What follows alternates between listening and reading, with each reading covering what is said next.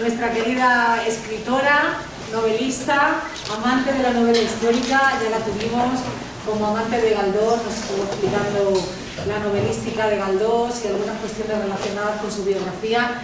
Bueno, ella también es escritora, es amante, como os decía, sobre todo la novela histórica. Tenemos ahí, podría mencionar muchos títulos: Carolus, El último romántico. Me quedo con Los ojos de Galdós porque yo creo que ahí trasluce su espíritu en el amor por el siglo XIX, y precisamente ella es una estudiosa del siglo XIX, de Galdós, de Clarín. Pero también en este caso hemos querido hacer algo más innovador. Ella le dio ahí el tono de buscar algo más relativo a las costumbres sociales del XIX, y entonces nos pusimos así nosotras un poco más picarronas y dijimos, a ver, cotilleos, ¿no? Cómo se comportaban en la época y cosas más de la vida cotidiana, de las costumbres también, amorosas, quizá de los matrimonios, en fin, cosas desconocidas que ella ha estado indagando, y entonces hoy nos va a descubrir algunos secretos. Estamos deseando escucharla y le damos un aplauso a Carolina.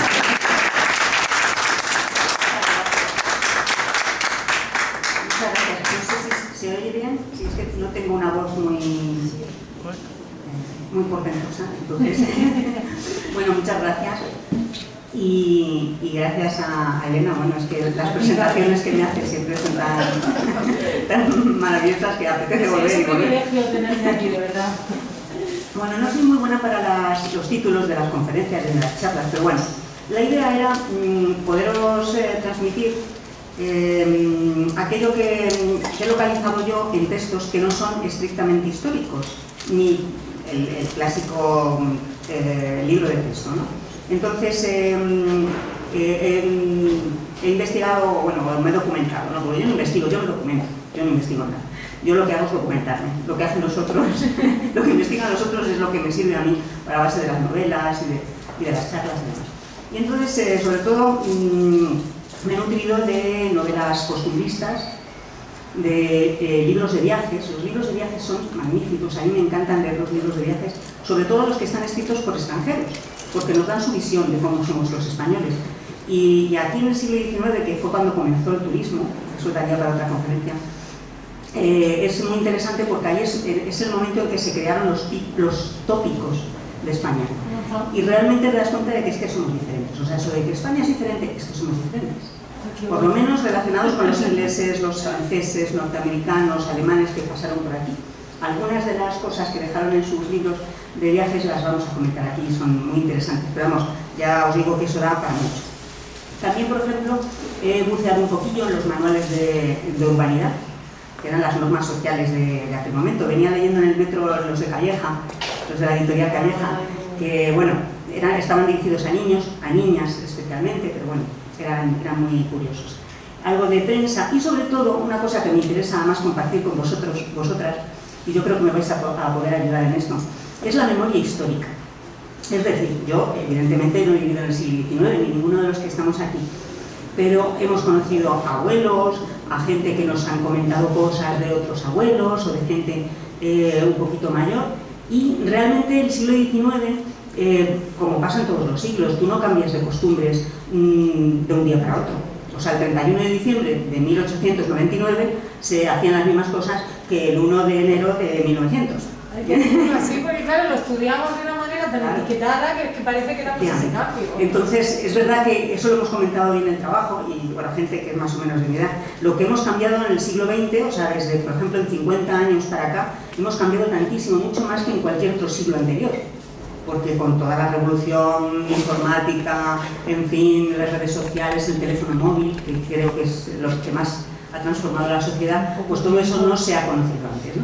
Pero bueno, por eso digo aquí que un siglo da para muchos cambios, ¿no? Porque vamos a hablar del siglo XIX, pero a principios del siglo XIX se hacían cosas un poco diferentes a finales del siglo. Pero bueno, aquí hemos hecho un batiburrillo, porque si no estaríamos aquí, pues otro siglo más.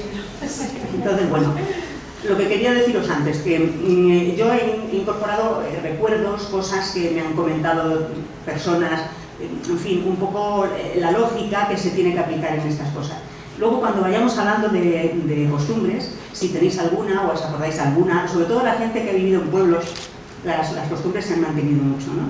Y realmente, por ejemplo, en 1950, en muchos pueblos se seguía prácticamente viviendo como en el siglo XIX, ¿no? Por ejemplo, en el pueblo de mis suegros, hasta 1974 no había agua en las casas, ¿no? O sea que se tenía que ir a la fuente a por el agua y demás, ¿no? Pues, bueno, según vayamos comentando, si se os ocurre alguna cosilla, la podéis aportar sin ningún problema. Porque es que es nuestra historia viva, ¿no? La memoria que hemos ido recibiendo, algunos hemos comentado a veces en clase, ¿no? Estábamos comentando hace un momento anécdotas de la familia, de los abuelos, y yo creo que esto es fascinante. Exacto. Y bueno, y además yo hablo muy deprisa, o sea que si me tenéis que cortar, me cortáis, ningún problema. Por cierto, voy a sacar una cosita que os voy a leer muy rápidamente también. Bueno, esta foto no la veis totalmente entera, pero vamos, es un pelín lo que queda, exactamente a la Puerta del Sol. La he cogido como ejemplo, porque mi propuesta... Sí, yo creo que ¿Sí, más cómodo? Sí. Mi propuesta inicial es que hagamos lo posible por sentirnos en una calle del siglo XIX. Entonces, aquí con esta foto ya podemos recoger algunas pinceladas interesantes. Por ejemplo, en las calles, por las calles pasaban ricos, pobres, gente de todas las condiciones, hombres, mujeres, y por eso es interesante ver una calle normal, en este caso de Madrid, porque bueno, todos los que estáis aquí seguramente habéis pasado alguna vez por la Puerta del Sol. Entonces, ya, ¿cómo vestían? Bueno, pues aquí vemos, por ejemplo, no sé si veis ahí abajo, dos hombres hablando, ¿no? Esos dos hombres, uno de ellos por lo menos, no los dos, tienen sombrero. Eso ya es una cosa que nos indica el siglo XIX por lo menos, ¿no? Porque nosotros ahora, comparado con la actualidad, pues prácticamente nadie lleva sombrero. Uno parece que lleva como una especie de levita, que estarían hablando de sus cosas. Otra cosa que nos sorprende, por ejemplo, ya viendo la foto, es que hay pocas mujeres. No sé en qué momento del día está hecha esta foto, pero bueno, podemos imaginar que es por la mañana, posiblemente porque la mujer estuviera en casa cuidando de los hijos. Pero tampoco nos debemos equivocar. En el siglo XIX las mujeres trabajaban mucho, fuera y dentro de la casa. Porque, claro, había que llevar un sueldo a casa, inevitablemente, y había además muchas mujeres viudas que tenían que sacar adelante a su familia. O sea que luego vamos a hablar de algunos oficios estrictamente femeninos o desempeñados por mujeres y otros generalmente desempeñados por hombres. Otra cosa, por ejemplo, así curiosa de la foto, ¿no? ¿Cómo comían y cómo se relacionaban? Bueno, pues nosotros estamos viendo unos toldos en las casas, ¿no? En la parte de abajo. Esos toldos, pues, ahora mismo están tapando pues, a comercios, los comercios normales que había entonces, muy parecidos a los actuales, y también los cafés donde se relacionaba la gente. Pues yo diría que esa foto es por la tarde. Pues sí, pues puede ser por la tarde. Porque en la Puerta del Sol, por la mañana, el sol no entra por ahí. El sol no entra por ahí. Bueno, pero es que ahí... Es que no veo el sol por donde está. No, si bajan los toldos se bajaban Sí, cuando llegaba el sol. Cuando hace sol, sí, es posiblemente, sí, cuando hace calor. Sí. Pero bueno, en cualquier caso, bueno, es lo que... O sea, que las mujeres sí trabajaban en el siglo XIX mucho. En todos los siglos han trabajado mucho. Lo que pasa es que, bueno. Y otra cosa curiosa, por ejemplo, pues es cómo se trasladaban. En este caso estamos viendo los tranvías, los primeros tranvías que eran tirados por mulas, los tranvías de sangre o de tracción animal, como decían entonces, ¿no? Bueno, la calle era territorio de todos y por ella paseaban, como decíamos, pues toda clase de personas. Pero ahora os voy a invitar a que penséis cómo era la calle en el siglo XIX. Nosotros pensamos ahora que las calles del siglo XXI, del siglo XX, son muy ruidosas, ¿no? Porque hay mucho coche, tal. Pero las calles del siglo XIX debían ser tremendamente ruidosas. ¿Por qué? Porque había animales, había caballos que estaban, imaginaros, por ejemplo, en la oscuridad, o sea, en el silencio de la noche, con los cascos dando en el suelo, ¿no? En los adoquines, el relinchar de los caballos, la gente cuando estaba vendiendo sus mercancías en medio de la calle, lo hacían todo a base de gritos. O sea que las calles eran realmente ruidosas. Y una cosa que a mí me resulta curiosa y que seguramente no reflexionamos lo suficiente, es que en el siglo XIX había muchos animales en la calle. Hoy para ver un animal sales a la calle y lo único que ves es un perrito, que además está muy bien cuidado, que va con su abriguito para que no tenga frío. En el siglo XIX habría perros callejeros muchísimos. Y luego, por ejemplo, esto que he puesto aquí, la pavera. La pavera, esa señora de ahí, es una foto de 1922, no he encontrado ninguna del siglo XIX. Pero generalmente vendían... Es un testimonio ya, ¿eh? Sí, esto es una foto muy conocida.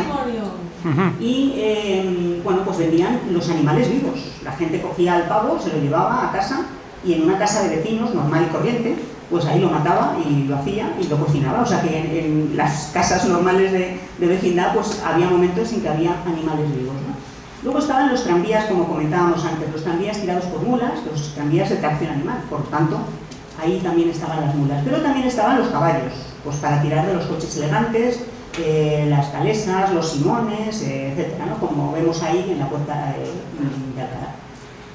Estaban también los animales pues del circo, animales que no eran habituales, como por ejemplo la historia de la elefanta Pizarrín. Esta historia, bueno, la verdad es que hay un poco de leyenda sobre esto, ¿no? Porque es verdad que Galdós, por ejemplo, en una de las novelas habla de este elefante, no se sabe si fue elefanta o elefante, o si fueron varios elefantes y todos se llamaron igual. Pero la historia es que se puso de moda traer aquí se trajeron a España por lo menos uno o varios elefantes para que lucharan en las plazas de toros con los toros. Por las noticias que se tiene, curiosamente además hasta con 7 toros hay algún comentario. Y parece ser que no murió en la plaza este pobre animal, sino que un día se asustó. Bueno, hay mucha leyenda sobre esto. Unos dicen que se emborrachó porque le gustaba coger las botellas del circo y del no sé qué y tal, y se las bebía y no sé. Pero bueno, el caso es que se escapó y parece ser, bueno, acabó en el estanque del Retiro en unas condiciones, bueno, se donó al Museo de Ciencias Naturales, no sé, bueno, pero realmente existió un elefante asiático en pleno Madrid. Esto también refleja un poco la mentalidad que había en aquel momento. Los animales no tenían los derechos que tienen ahora, eso es normal. Y luego está el tema de las vaquerías y las lecherías, que esto se me ocurrió de pronto un día. Bueno, a ver, las lecherías en Madrid es curioso porque la gente que tenemos así un poquito más de edad, yo no me acuerdo mucho, tengo que decirlo, pero hubo vaquerías en pleno centro de Madrid hasta 1972. Comentándolo en el trabajo, pues con gente que tiene, bueno, pues alrededor de 60 años, más o menos, 63 por ahí, se acuerdan de las vaquerías. O sea, tú en el siglo perfectamente. XIX, le digo yo que en la calle esquina Eugenio Salazar con la calle Marcampo había una vaquería de los padres de un compañero mío de trabajo.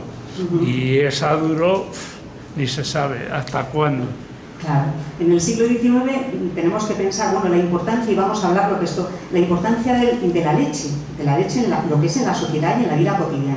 Claro, la leche era un producto que enseguida se ponía malo. Entonces, en Madrid, ¿qué hacían? Pues en vez de traerlo de otros pueblos, decidieron traer la vaca directamente. Entonces eran locales en donde tenían la vaca en la parte de atrás.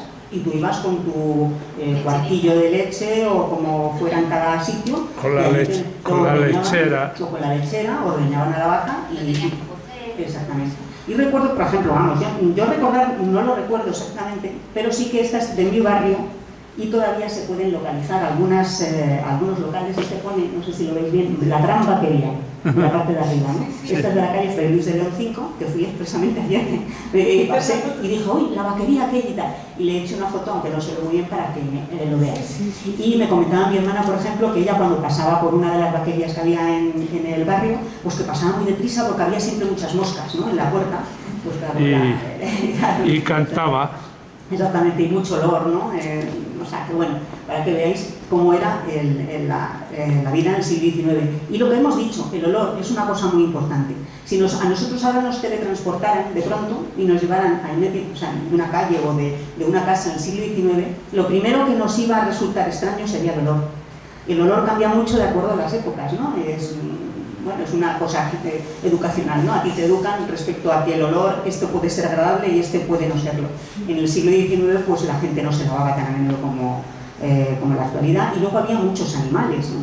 Bueno, eso si vas a los pueblos, yo cuando fui la primera vez al pueblo de mis suegros, hace 30 y tantos años, enfrente tenían una casa con cerdos, un local con cerdos, claro, eso era horroroso, ¿no? Entonces, vamos cambiando, pero no vamos cambiando tan rápidamente.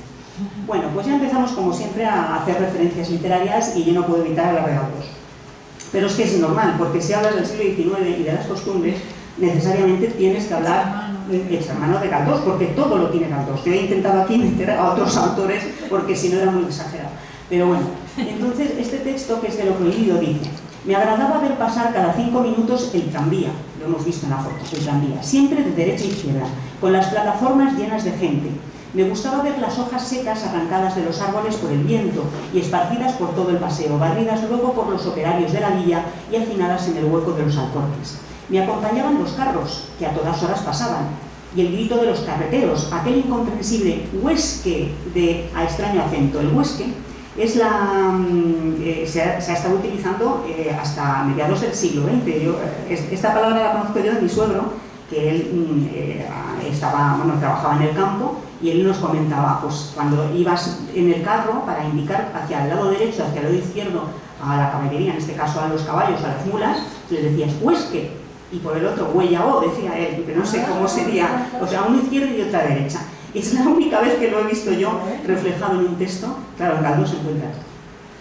Me entretenían los simones, que eran los tipos calesas que había en esos coches de caballos. La gente dominguera que por las tardes invadía la acera de enfrente. Pollería de ambos sexos. A los chavales jóvenes, chicos y chicas, en el siglo XIX se les llamaban pollos. Ah, sí, sí, claro. Esta es una pollita, en realidad, ¿no? Y este es un pollo, lo digo por eso, porque ahora este tipo de lenguaje se va perdiendo, ¿no?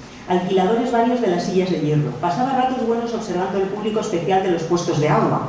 El agua también. Otra cosa muy importante, no había agua en las casas. Entonces el agua movía una serie de costumbres muy curiosas. Público sobrio, compuesto de los bebedores más inofensivos, y las tertulias que se forman en aquellos bancos, colocados a manera de estrado entre los evónimos del paseo. Lo busqué porque no sabía lo que era el evónimo, y era un tipo de árbol. Observaba también las conjunciones de personas diversas en las distintas horas del día: la aguadora y el barrendero de la villa, el manguero y la beata que sale de la iglesia, el sargento y el ama de cría, la niñera y el mozo de tienda, y otros grupos de difícil clasificación. Sobre el ama de cría también vamos a tener aquí unos comentarios interesantes. Bueno, seguimos. ¿Perdón? Ama de cría. Pues ahora vamos a hablar del ama de cría, que es uno de los oficios más duros que tuvo. Sí, sí. Seguimos en la calle, y este también es un texto, en este caso bien de Tormento, de Benito Pérez Galdós, también curioso. Rosalía, la pipaón de la barca, aquí ponía la pipaón de la barca, nunca saciaba de lavar su vivienda y de felicitarse por ella. Parece que estamos más acompañados viendo al vecino de enfrente tan cerca, que se le puede dar la mano. Es un momento en que la burguesía se alza, la gente llega a las ciudades, y claro, todo lo que sea en casas de vecinos es lo más novedoso y lo más moderno. Yo quiero vecindad por todos lados, dice ella. Me gusta sentir de noche al inquilino que sube. Me agrada sentir aliento de personas arriba y abajo. La soledad me causa espanto, y cuando oigo hablar de las familias que se han ido a vivir a ese barrio, a ese sacramental que está haciendo Salamanca, más allá de la Plaza de Toros, me dan escalofríos. Se refiere al barrio de Salamanca, que lo proyectó el Marqués de Salamanca.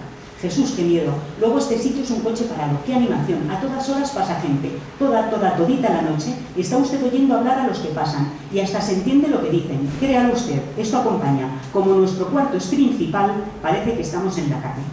De eso del cuarto principal significa que los cuartos principales eran las casas primeras, los primeros pisos de las casas. Y ahora os voy a decir, es una cosa muy sencilla.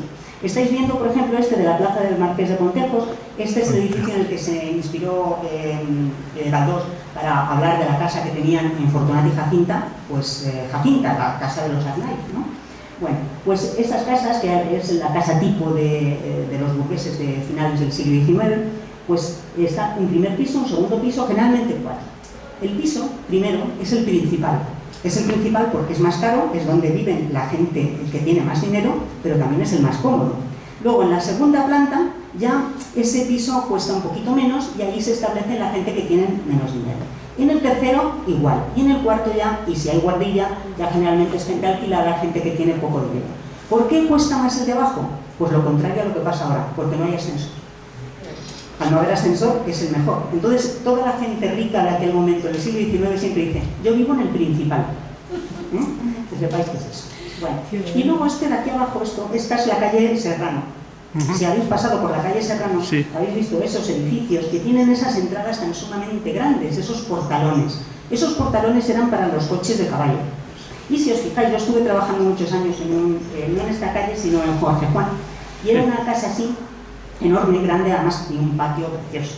Y entonces, es que lo veías claramente. Veías cómo se podía entrar con el coche de caballos, que además podías bajar por los dos lados, y tenían entrada por los dos lados. Generalmente una era la de servicio y otra era la principal. Eso es desde Alcalá a Goya, ¿no? Esas claro, son de Alcalá a Goya. No, esta concretamente es Colón está allá al lado. Sí, la plaza sí. de Colón. Pues bueno, Goya está para allá. Está justo enfrente del Museo Arqueológico, más o menos. Ya. Más o menos, el tramito es el Museo Arqueológico. Ya. Es que de la Serrano, de la calle Goya para arriba no hay eso. Claro, pues esas casas, de hecho, en una de esas, lo que pasa es que no fue exactamente igual, yo también las dos, pero no, por más que no se está investigando, no investigado, como digo, es otro compañero que ese sí que investiga, por numeración, que cambió, pero él vivió en esa zona. Bueno, los avances científicos, vamos con esta columna de aquí, que es empezar. Bueno, la luz y el gas, bueno, pues lo que veis ahí. El gas llega a Madrid en 1832, pero solo se iluminan las farolas cercanas al Palacio Real. Ajá. Ahí, no sé si lo veis bien. Sí. Aquí, en esta farola, todas las farolas, o la mayoría de las farolas, no sé si lo veis ahí. Sí. La mayoría de las farolas que están en el inicio por toda el Paseo del Prado, sí, por la zona del museo, sí, cerca del Palacio Real, tienen 1832, que es cuando estas farolas son las más antiguas de Madrid y fueron las primeras que primero pasaron a gas y después a luz. Claro, estas las que estaban en la zona rica de Madrid. Entonces esas son auténticas, o sea, me refiero que son muy viejas. Pero la foto es muy reciente. Esa foto es porque veo al taxi allí con la raya. Esa foto es antes de ayer. Veo al taxi allí con la raya de ahora. Claro. Entonces esas, las farolas que se convirtieron primero en farolas de gas y después de luz, pues como digo, fueron las más cercanas al Palacio Real, pero la gente del pueblo no tuvo ni gas ni luz ni mucho más adelante. Bueno. Mientras tanto, pues se iluminaban pues, por la clásica palmatoria o por los quinqués de aceite. Sí. Y luego están los transportes. Ahí, ahora os voy a leer una cosita, lo voy a hacer rápido, no sé si tendremos un poquito de tiempo, pero bueno, es que a mí especialmente este texto me hace mucha gracia. Bueno, el tren se inaugura en 1858. De Madrid a Alicante se tardaban 12 horas de viaje. Ahora se tardan 3 horas y media con el AVE. Bueno, yo he ido con 4 horas y algo, ¿no? Pero bueno.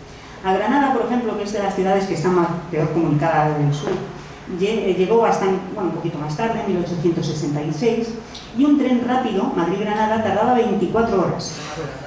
Un día, sí. Los rápidos no sé por qué los denominan rápidos cuando siempre son los más lentos, pero es así. El más lento de todos eran 36 horas. Entonces, bueno, os he puesto aquí el mundo de Amichis por 2 motivos. Primero, porque aquí ya voy a incorporar algún comentario de los viajeros, no románticos, pero los viajeros que vinieron por aquí, por España.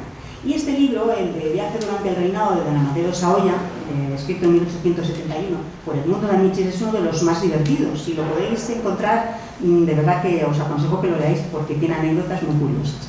Este señor, aparte le conocemos todos, vamos, estoy casi convencida, porque este señor escribió un libro que se llamaba Corazón, y dentro del libro Corazón había un cuentecillo que hablaba de los Apeninos a los Andes. Entonces, bueno, los que tenemos una edad un poquito más así, nos acordamos de la serie de televisión de Marco y de la famosa canción de...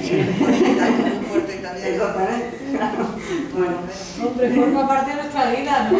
Claro, claro. Es que fijaros que cómo se enlaza todo, ¿no? Y qué curioso, hablamos del siglo XIX y de pronto estamos hablando de los dibujos animados de nuestra infancia, ¿no? Somos de ahí, venimos de ahí. Exactamente. Es nuestra referencia. Hasta del mono a medio, si no me acuerdo mal. El mono a medio yo le tengo aún. ¿Ah, sí? al mono medio. Peluche, con los brazos muy largos. Sí, sí, efectivamente, es que era muy curioso. Y tenía un poco de velcro, que ya el pobre ya está un poco pasadillo, para que te abrazara.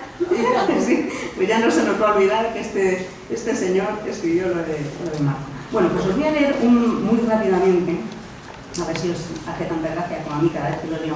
Este hombre, en su libro de viaje recogió las experiencias que tuvo, sobre todo en los transportes, ¿no? Esto le resultaba muy curioso, ¿no? Entonces, hay un momento en el que viaja de Málaga a Granada en tren, y entonces, claro, teniendo tanto tiempo que pasaba en el tren, los que hemos ido en tren antes de AVE, pues nos acordamos de esos viajes tan largos, pero claro, con 36 horas tenías que bajar del tren en algún momento, el tren tenía que parar, tenías que ir al cuarto de baño, a la cantina a comer, hacer pues, toda tu vida, ¿no? Y claro, allí no te esperaban, o sea, lo tenías que hacer todo muy deprisa. Entonces, él, voy a ir saltándome así, comenta lo siguiente. Mi viaje de Málaga a Granada fue el de más lances y menos fortuna de cuantos hice en España. Para que los lectores compasivos puedan enternecerse, es preciso que sepan que en Málaga no había hecho más que almorzar ligeramente al andaluz. Al ponerse el sol comenzó el estómago a pedir socorro.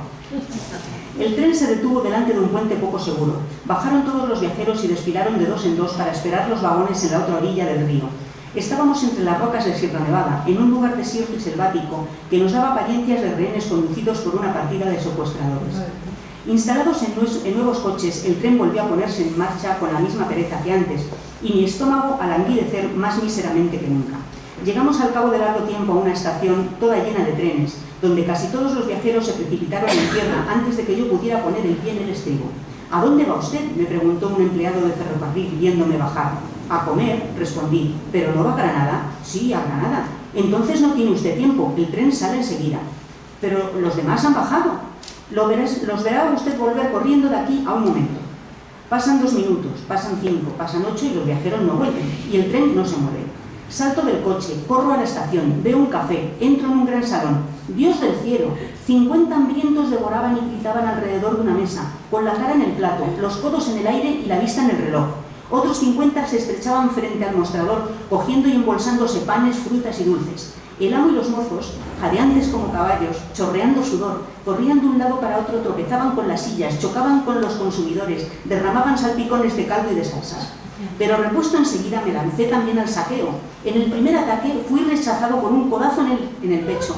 En el segundo recibí un golpe en el estómago y ya me disponía a iniciar el tercer asalto cuando en aquel momento sonó la campanilla. La campanilla. Los empleados gritaban desde la puerta: ¡rápido, rápido! Por fortuna pude meterme en mi coche antes de que partiese el tren. Vino la noche y el tren continuó andando el paso de la cabalgadura de Sancho Panza, no sé cuántas horas. Aquella noche experimenté por primera vez en mi vida los tormentos del hambre. Habíamos llegado, no recuerdo a qué pueblo, cuando asomaba la cabeza por la ventanilla, gritó una voz: ¡abajo los que vayan a Granada! Salté del coche y topé de manos a boca con un hombre barbudo que me quitó la maleta diciendo que iba a ponerla en la diligencia, porque desde aquel lugar, hasta no sé cuántas leguas de la Imperial Granada, no había ferrocarril. «Un momento», dijo el desconocido con voz suplicante. «¿Cuánto tiempo estaremos aquí?» «2 minutos». «¿Hay cantina?» «Sí, allí está». Volé a la cantina, me comí un huevo pasado por agua y escapé hacia la diligencia gritando. «¿Cuánto tiempo nos queda todavía?» «Otros 2 minutos», respondió la misma voz. «A la cantina por segunda vez. Tomo un segundo huevo y corro de nuevo a la diligencia». «¿Salimos ya?» «Dentro de 1 minuto». Tercer viaje, tercer huevo y otra vez a la diligencia. «Nos vamos dentro de medio minuto». Corrí nuevamente a la cantina, engullí un cuarto huevo con un vaso de vino y allí escapaba a tomar asiento en la diligencia. Pero apenas había dado 10 pasos cuando comenzó a faltarme el aliento y tuve que pararme con el huevo a mitad de la garganta. En aquel punto oí el látigo. «¡Espera!», grité con voz angustiosa, agitando las manos como un hombre que se ahoga. «¿Qué sucede?», preguntó el mayoral. «Que se le ha quedado un huevo en la garganta», respondió el otro. Bueno, el pobre hombre sufrió, pero vamos, es más o menos como sufrimos los demás cuando cogemos el metro a las 8 de la mañana en Moncloa, ¿no? Estamos así. Bueno, seguimos. Y volvemos un poco a lo que decíamos de los traslados, pero esta vez en diligencia. Las diligencias que veis aquí son prácticamente como las que vemos en las películas del oeste, o sea, no hay mucha diferencia. Bueno, para que veáis, porque no sé si lo consigo leerles aquí, las distintas partes, aquí os he ido señalando, y corresponden con los colores que hay aquí, ¿no? El color, a ver si lo veo. ¿Esto? ¿No? ¿Ya? ¿No? Así. Sí. Así, es que lo hago muy deprisa. Los colores que hay aquí pues son los que se relacionan con esta foto. Los asientos de la berlina, que es la azul, sería este de aquí, eran los más costosos, los más caros, correspondían al compartimento cerrado inmediatamente detrás y por debajo del conductor. La siguiente clase, que serían los asientos de interior. Dirígelo al rojo, si quieres, para que te lo... Eso. Sí, pero si lo hago así, como... No, esto yo creo que es para cuando pasas. Para pasarlo, ¿no? Yo creo que sí. Bueno, los de interior son los que vemos aquí, justo los que están, el verde, el color verde, el que está entre los dos asientos, que esos serían los inmediatamente más cómodos, ¿no? Luego está el cabriolet, que se situaba en la parte superior del carruaje, casi por encima de cómo estaba la persona que llevaba los caballos. Y luego estaba la rotonda, que eran los últimos. Y imaginad que los que iban detrás eran los que se tragaban todo el polvo de camino. Eso es una cosa muy típica de las películas del oeste, ¿no? que van haciendo pues, su camino, llegan a una venta o tal, y parece que vamos, van súper peinados, no llevan no se han manchado en absoluto. En algunas películas más realistas se ve el guardapolvos, la gente llevaba una especie como de abrigo grande preparado para eso, porque luego se quitaban el guardapolvos y por lo menos no se habían manchado, ¿no? Era como un babi, ¿no? El babi ese que llamamos en el colegio. Bueno, algunas costumbres, según los viajeros, lo que decíamos, los viajeros y sus libros de viaje. Henry David Inglis, en 1830, se maravillaba de un artilugio que años después dibujó el pintor francés Gustave Doré y que se veía en las calles españolas al llegar la Navidad. Y decía, de entre todos los artículos que allí se exhibían para su venta, nada parecía estar tan demandada como la patata asada, que se remueve constantemente por medio de un artefacto que encierra fuego, agua y una olla de vapor. Esto parece el desayuno favorito, pues hay docenas de personas sentadas en el suelo comiéndolas. Es lo más normal, o sea, esta parte de aquí, este es el artilugio donde se mete agua y luego el fuelle para dar porque esto tendría fuego aquí, el fuelle para, bueno, pues para avivar el fuego, y ahí meterían asarían las patatas asadas. Y yo creo también, no lo puedo asegurar, pero esto puede ser que sea algo parecido a castañas o algo así. Sí, similar. Las castañas, bueno, y ahora los boniatos, exactamente. Sí, la castañera, exactamente. Entonces, eso llevaría ahí una base de carbón que lo encienden y con el fuelle se le dan aire para avivarlo.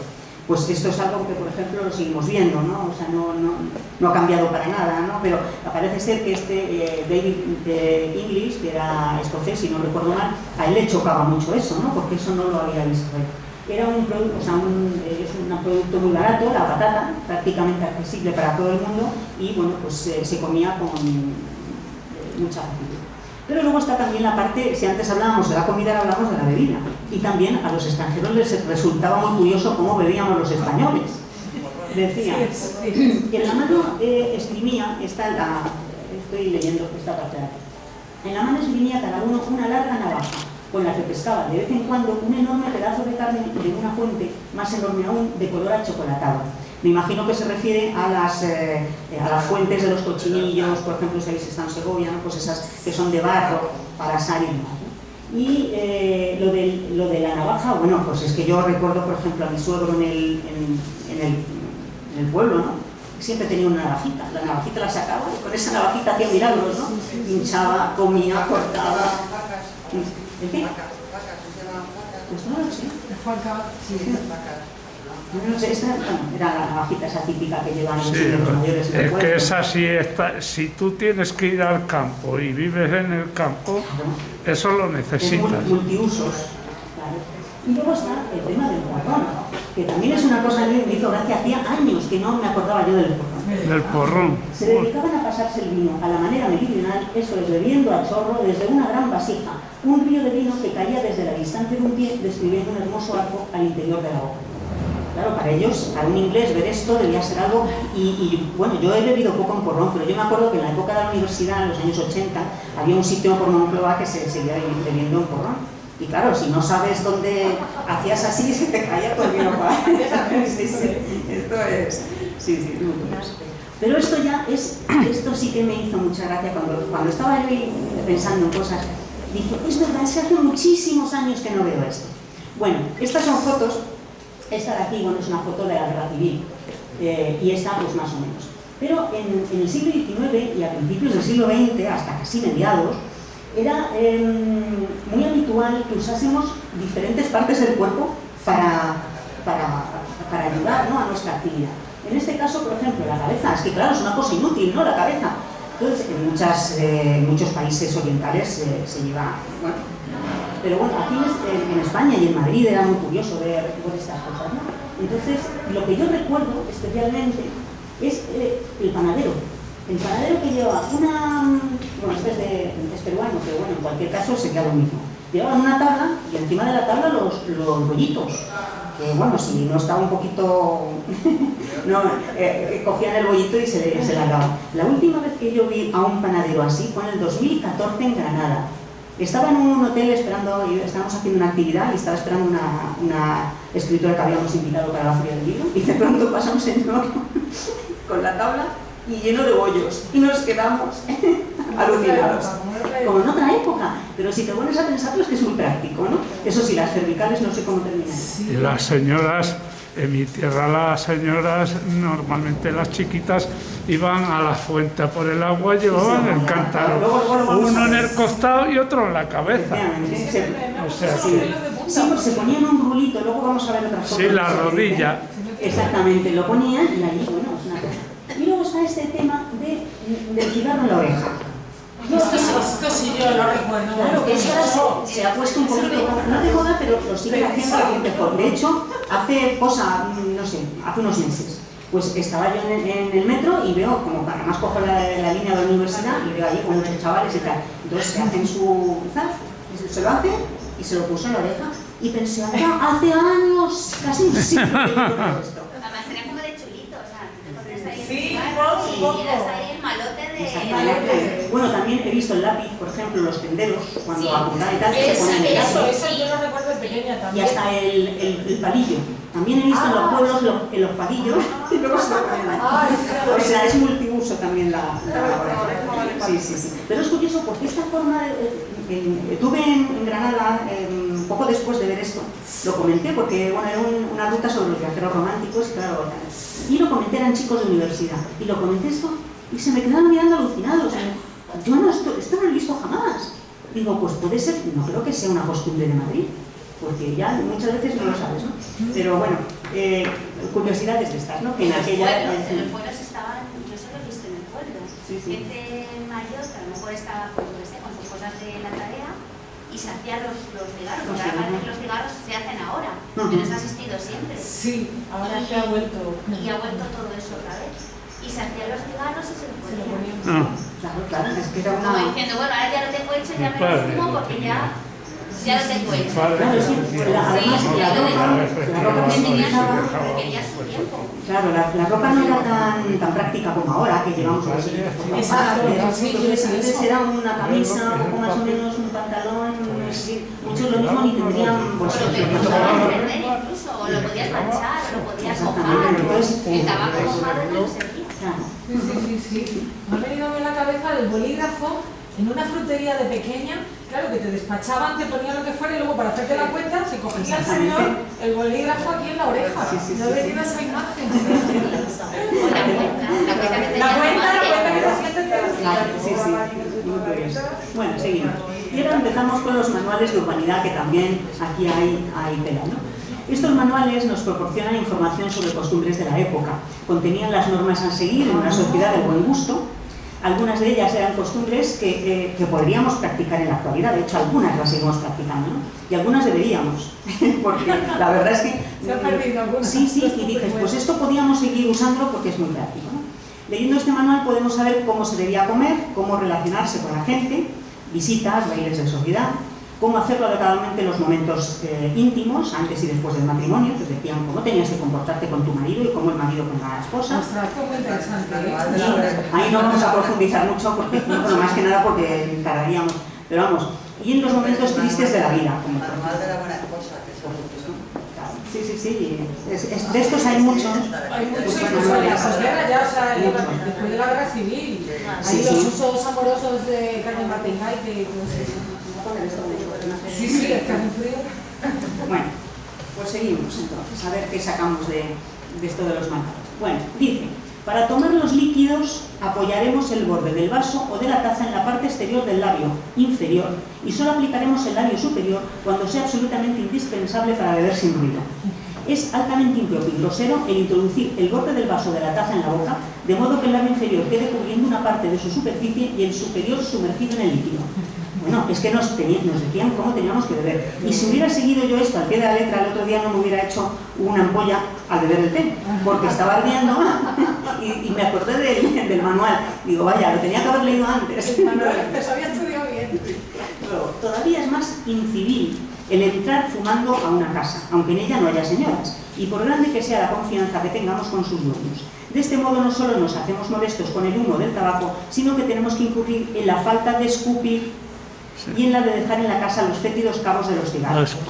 Bueno, ahora a nosotros nos parece muy normal, o sea, ya tenemos unas costumbres a la hora de fumar, de dejar de fumar, de entrar.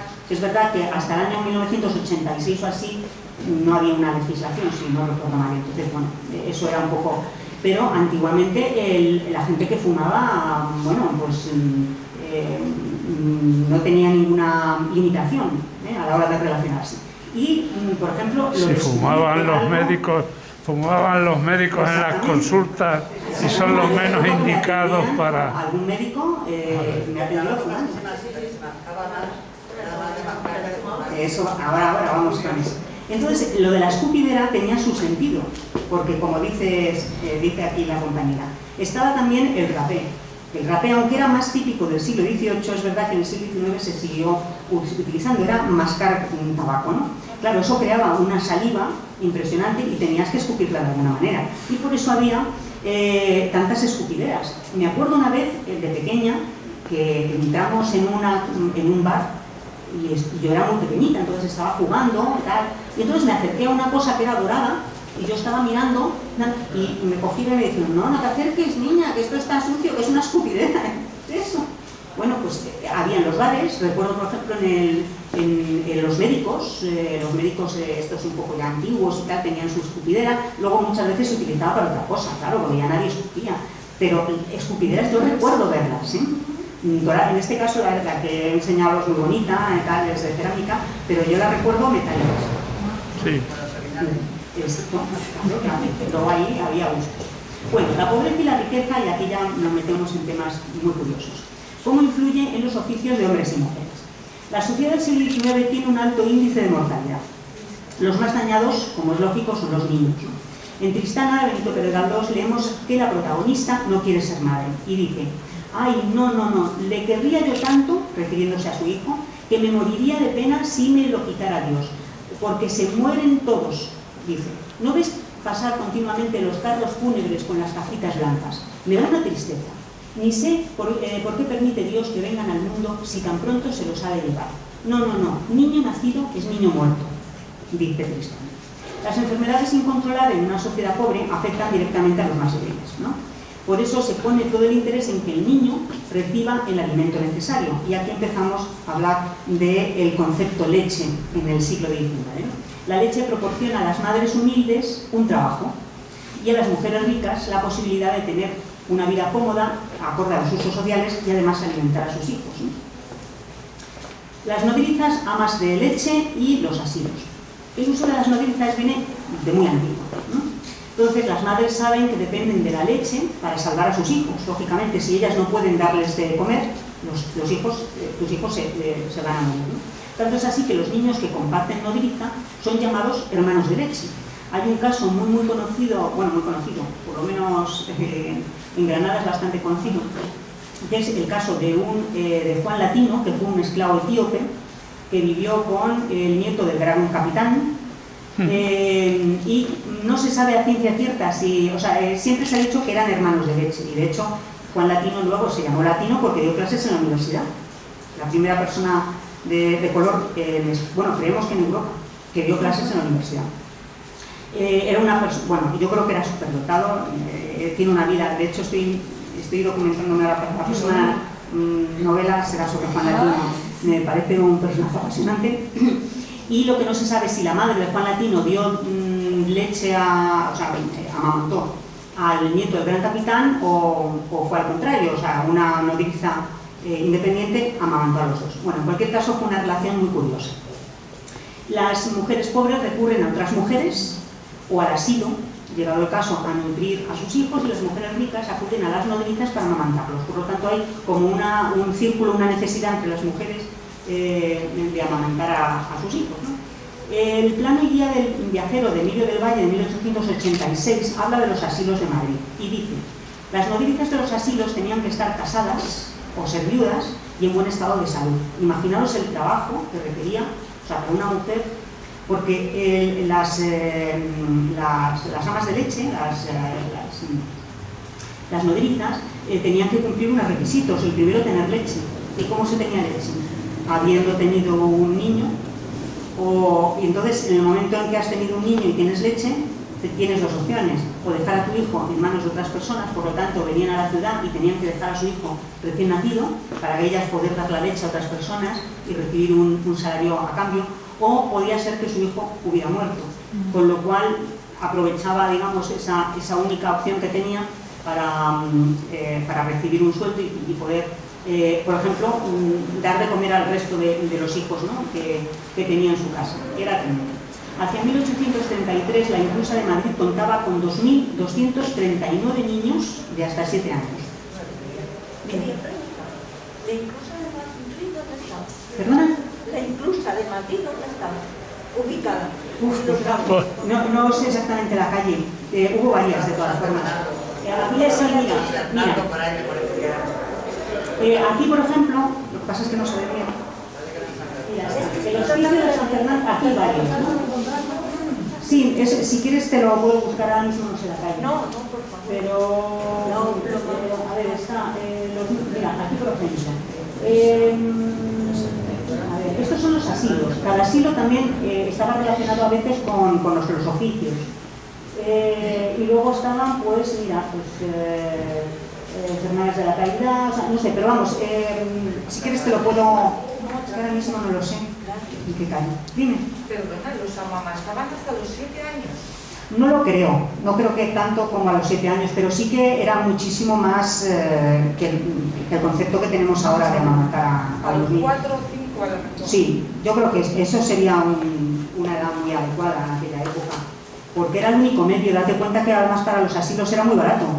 Pagabas a la mujer mientras tuviera el alimento. O sea que sí, pero claro, 56 amas internas para dar de mamar a tantísimo niño, imaginaros lo que eso suponía para las mujeres. O sea, era... Las familias acomodadas necesitan de nodrizas para amamantar a sus vástagos, como hemos dicho.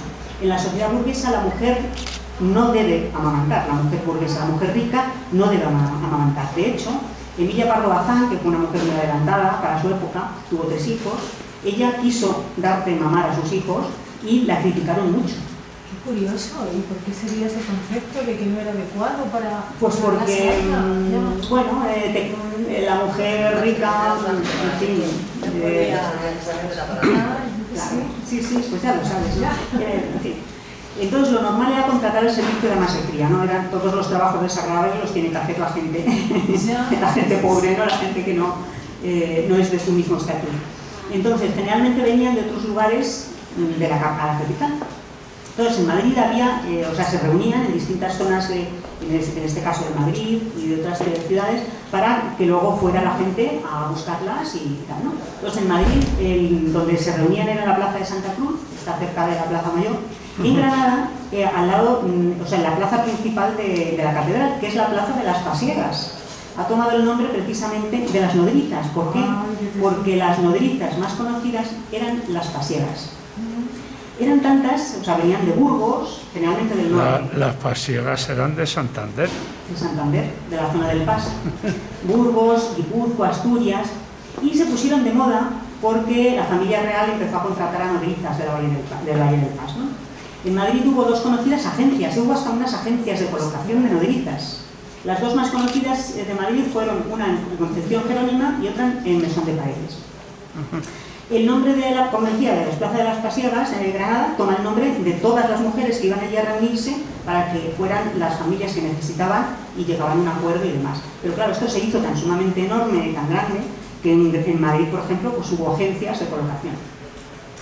Teófilo Thiel, que fue otro de los viajeros destacados que pasan por España en 1840, describe el vestido de las pasiegas, que es: llevan una falda de tela roja plisada con grandes pliegues, bordeada de un largo galón, un corsé de terciopelo negro, igualmente galoneado de oro, y por peinado un pañuelo de colores vibrantes, todo ello acompañado de alhajas de plata y otras coqueterías salvajes.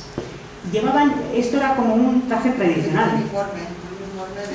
Sí, pero era este traje era el traje del Valle del Paso, o sea, que ellos venían, se las distinguían enseguida por eso, pero porque eran personas que venían del norte, de la zona de Santander, de Cantabria.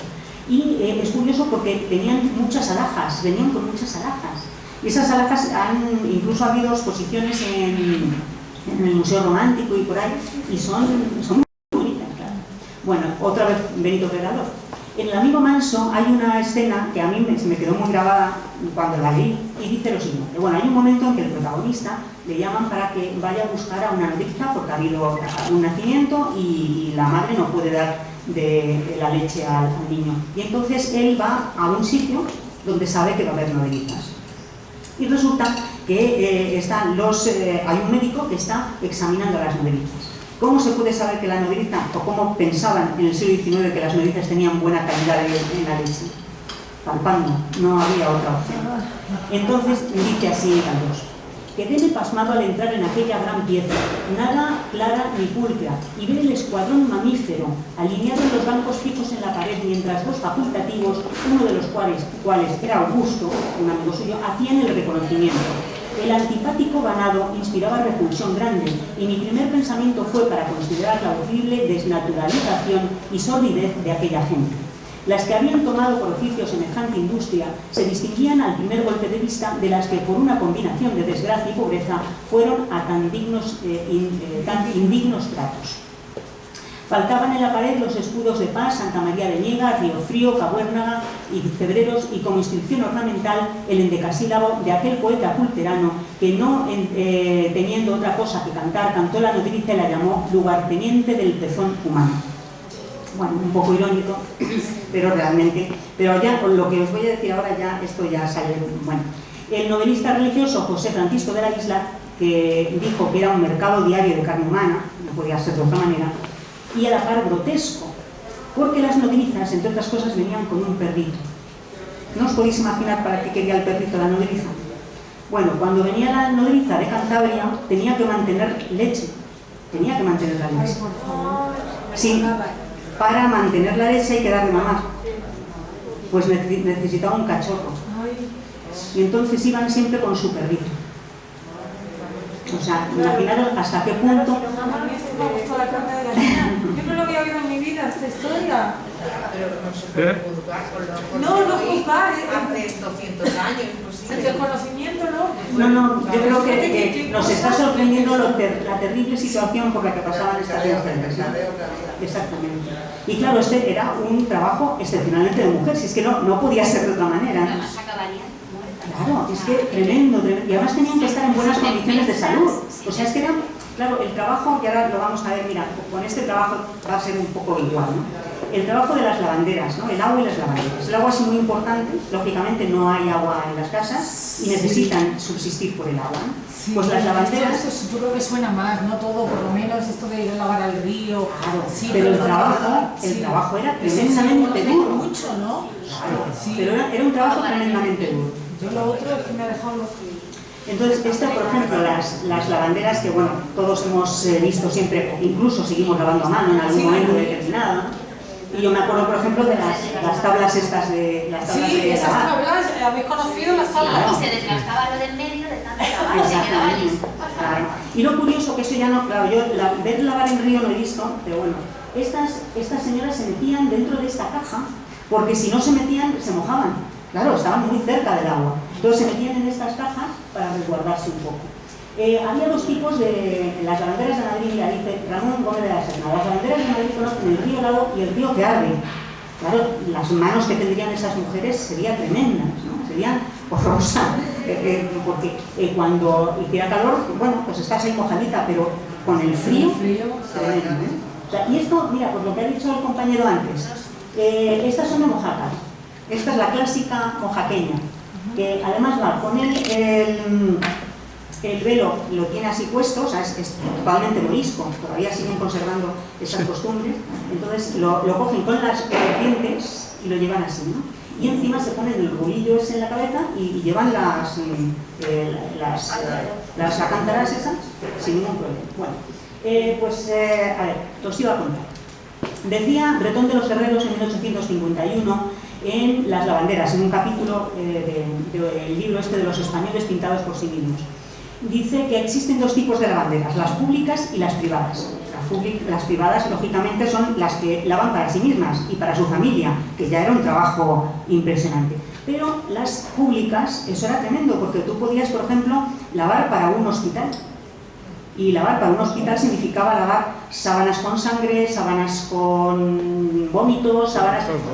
bueno, luego, esto no lo he investigado mucho, no quiero usar la palabra, no lo he mirado mucho para el siglo XIX, pero curiosamente en el siglo XVI sí que hay un protocolo a la hora de lavar. Lo que pasa es que, bueno, no quiero meter ya mucha información, pero las lavanderas, por ejemplo, del siglo XVI, que prácticamente era igual, o sea, tú ibas al río, te daban la ropa, las lavabas, tenían un protocolo, es decir, primero se lavaba no sé qué, utilizaban ceniza, que yo no sé, la ceniza es una cosa que se ha utilizado siempre mucho para limpiar, y no lo entiendo porque, exactamente, para los dientes, pero no entiendo porque en ropa blanca tú echas ceniza y se mancha, o sea que no entiendo el misterio, pero alguno tendrá que tener. Entonces usaban la ceniza, lo volvían a lavar, lo extendían al sol para que el sol comiera las manchas, luego lo volvían otra vez. Entonces podían estar días y días con la misma ropa, con lo cual eso era un trabajo tremendo. Imaginaros todas las lavanderas que había, todas las ropas que había en el Manzanares, o sea, esto era tremendo. Pero luego había otros oficios de mujer, especialmente de mujer, que también eran tela, eran muy... Lo de la ceniza, por cierto, a mí, cuando me han teñido, si te queda una mancha del tinte, ¿con ceniza se quita? ¿Ah, sí? Eso lo he conocido. Pues fíjate que curioso. Sí. Alguna cosa tendrá la ceniza que te cura. Lo he probado, empíricamente. ¿Ah, que sí? Y se quitaba todo. ¿Y se quita? Sí. Es curioso, sí. Bueno, pues aquí tenemos otros oficios, como por ejemplo el de planchadora. Claro, el de planchadora también tenía, en verano, pues en invierno lo mismo, estaban calentitas, pero claro, en verano, que además ahí tenían que meter el carbón, pues imagínate, ¿no? Entonces, una de las cosas prohibidas a las planchadoras es que no podían sudar, porque si sudaban y caía una gota de sudor en las ropas, o bien no la apagaban, o se la hacían lavar, ¿no? Entonces, ellas, imaginaros, o sea, el estar ahí sudando la gota gorda y decir, es que si sudo y cae... ¿Qué mujeres? Es que estaban hechas de otra pasta. Exactamente, totalmente. Era otra cosa, no nos lo podemos imaginar.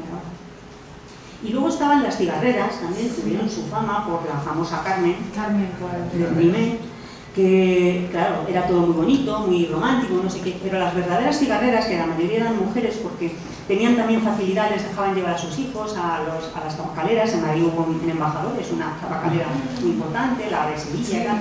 Estas cigarreras, que decían que eran muy guapas y tenían los ojos muy bonitos y muy grandes, y era porque enfermaban con el polvo del tabaco, se enfermaban de los ojos y se les quedaban muy oscuros, se les quedaban los iris, se les quedaban, no sé qué realmente cuál era la enfermedad, no la he conseguido localizar, pero al final, era un trabajo también. Bueno, ahora vamos a algunos trabajos de los hombres. ¡Ay, los serenos! Es que la gente joven no se acuerda ni sabe lo que es un sereno. Yo me divertía mucho.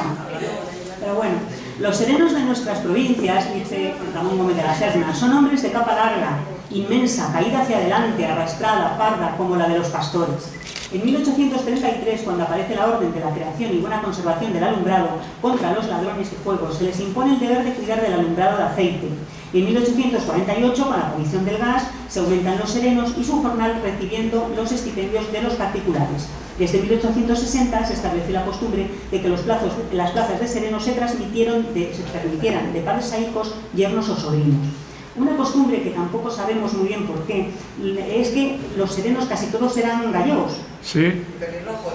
como los afiladores. No lo sé, pero gallegos sí. Como los afiladores.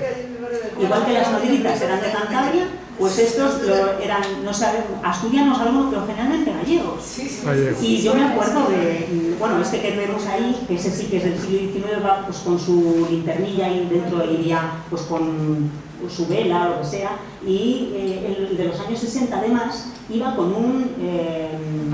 Con el chuzo. Bueno, con el chuzo y con un montón de llaves. Ya. Claro, es que en aquel momento no había porteros automáticos. Yo también me acuerdo cuando pusieron el portero automático en casa de mis padres, que todo el mundo nos asomábamos ahí y ahora, ¿y dónde hay que hacer? Bueno, claro. Claro, porque era Una innovación total. y a mí me encantaba, por la noche me asomaba a la ventana y entonces en el verano, pues claro, veía una parejilla por ahí que venía tal y no podía entrar en casa y entonces llamaba al sereno. Entonces estaba con aplauso, entonces veía, uy, no sé qué, veías, venía el sereno con las llaves, eso era muy curioso. Mi tío fue sereno y en los años 80 sí, le pasaron a ser policía municipal pero Sí. sin pistola. Efectivamente, sí. Y estaba en una junta municipal hasta que se jubiló, pero con su traje de policía municipal. Sí, es que ellos también tenían algo, o sea, podían Sí, vigilar, y ponían orden, o sea, por eso llevaban el palo largo, porque protegían también un poco a las Claro, mujeres. claro. Como los carteros Sí. también. Sí, Y de hecho sí, las sí, señoras de la calle, pues a él le conocían y bueno, Bueno, sí había... oye, que entro aquí, si en un rato no he salido, estate pendiente tú. Y las conocía, vamos. Sí.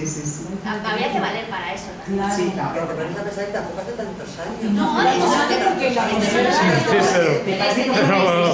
Pero siempre iban con la mano aquí, ¿sabes lo que te quiero decir? La propina. Bueno, seguimos. Voy a ir muy deprisa porque me da la sensación porque tengo... Muy curioso todo. Sí, esto me recuerda cosas. Claro, sí, Y además ha quedado en el dicho popular, ¿no? Que vas con muchas llaves, pero tú sereno. Y no lo piensas a lo mejor, pero fíjate lo que estás diciendo. Bueno, y luego hablamos de los aguadores, que también es otro oficio que se ha perdido, porque lógicamente ahora tenemos todos agua corriente, pero en aquella época no. Sí. Entonces, en Cosas de España de Richard Ford, que también es otro libro muy curioso, pues dice, estos aguadores suelen llevar, como sus colegas de Oriente, un cántaro poroso a la espalda con un grifo para sacar el agua y una especie de caja de hoja de lata sujeta a la cintura con una correa, donde colocan los vasos y los azucarillos o panales, porque se echaba azucarillo en el agua, claro, así sabía de rica. Una mezcla de azúcar y clara de huevo que los españoles echan y disuelven en el agua. En las ciudades, en cierta época del año y en los puestos que se dedican a la venta de bebidas, suele haber debajo de un toldo unas filas de jarros, vasos, naranjas, limones, etc. y un banco o dos para que los bebedores descansen. En invierno tienen un anafre, o sea, una estufa portátil para tener agua caliente y poder quitarle la crudeza, pues en España, por una especie de hábito hidrópico, se bebe como peces durante todo el año. Es algo curioso y es verdad que en España se suele... Bueno, también es que tenemos muchos manantiales, somos un país, bueno, que es todo eso. Cuando hace calor aquí también... Claro, lógica. Aquí, bueno, aquí bebemos de todo, ¿no? Agua, vino y todo lo que se termine, pero bueno. Y el agua con anisito. Mira, sí, el de los botijos. Y el de los botijos echaban, no sé por qué Sí, fíjate, pues yo no sé desde cuándo son los botijos, porque los viajeros románticos no hablan de los botijos, hablan de los porrones, pero de los botijos no es una cosa que Y los barriles que llevaban, antes había que en los carros llevaban un barril que no tenía eso, solo tenía la de la entrada del agua y de ahí bebías. Unos así redondos, aplanados, que lo llevaban en un, como te diría yo, como en una bolsa hecha de esparto, adosado a la carreta. Sí, es que método salido siempre, ¿no? Muy práctico. Bueno, decía Ángel Ganivet, en Granada la Bella, el verdadero aguador se compenetra con estos tres elementos, la garrafa, la cesta de vasos y la nisera.